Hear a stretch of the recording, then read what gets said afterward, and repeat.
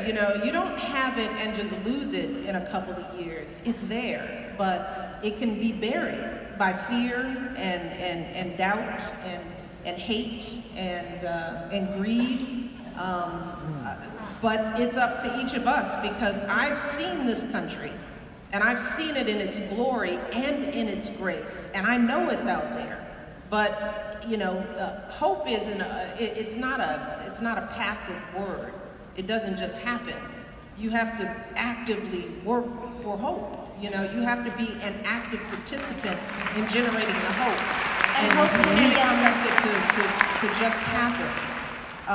Can't hope be unearthed on election days? Can't hope be unearthed by participating? If people vote, you know?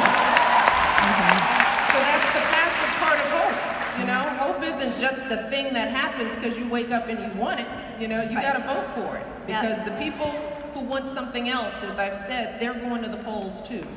And in this instance, they wanted it more than sadly many people did, and I think now we're feeling what that feels like, and I think we're gonna get it back, because I don't. We're gonna get it back because I think we have to. You told a story recently about the day that you left and the White House, and that day in 2016 that. Most of us would, you know. Anyway, you tell this really lovely story of getting on Air Force One and just weeping for 30 minutes, and that you had forgotten it, and that's why it wasn't included in the book. So I was just wondering, as you've been on the tour and you have been talking about those years, among many other years in your life, has anything else resurfaced that you wish you'd put in the book? And if so, might you share it to this small and intimate, discreet crowd? I think I pretty much put it out there. I mean, you know, but that moment, just to take a moment there, because Barack and I spent 8 years trying to operate in complete perfection, because we didn't feel like we had a margin for error. And our entire staff had to perform at that level, which, you know, we were used to, you know, because oftentimes when you're the first or the only, the bar shifts a lot, right? It's always shifting and moving. You know, the bar gets set, you meet it, you exceed it, they move the bar. And we're watching that right now. The bar just swinging. I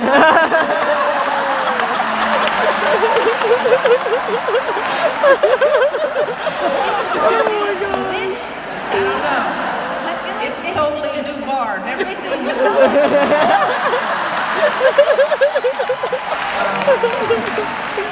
but when we were in office, our bar was very different. You know, and not getting indicted and telling the truth.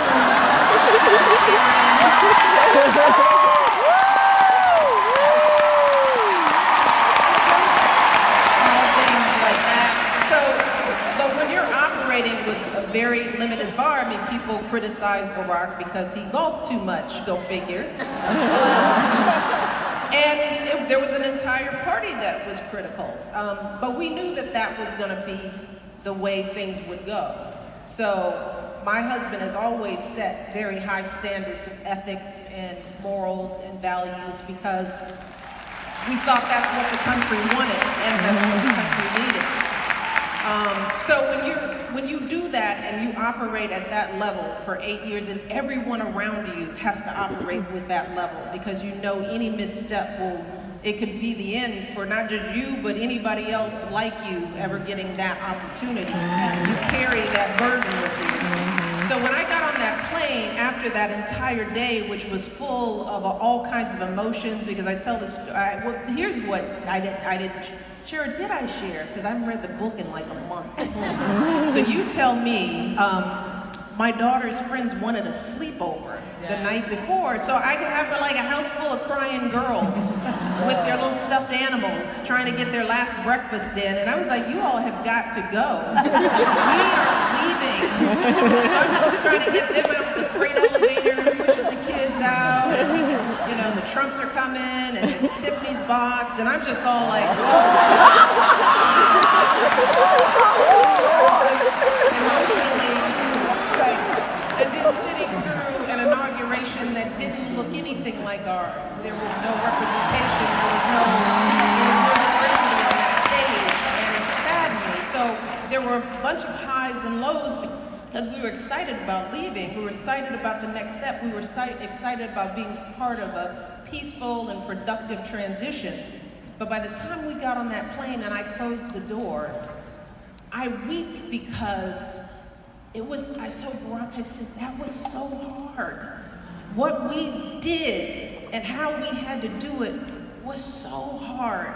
And it was the first time I could say that out loud and let the exhaustion just wave over me, because we were acting like, we got it, oh, we got it, we're good. What'd you call me? You called me what? Oh, I'm good, that didn't hurt, we're good. I think it was the release of all of that, and I had blocked it out so much so you know when you're getting through something hard, you have to tell yourself we're good, we're good, and I literally blocked that out. And it was actually Valerie Jarrett who reminded me.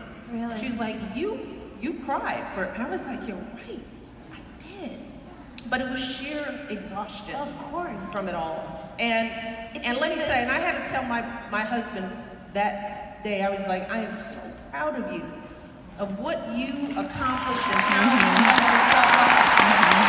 I was just like, you did that thing.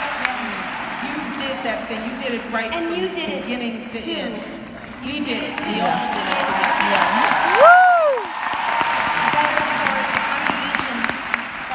That you did, and that helped shape the ideals. So I do want to ask.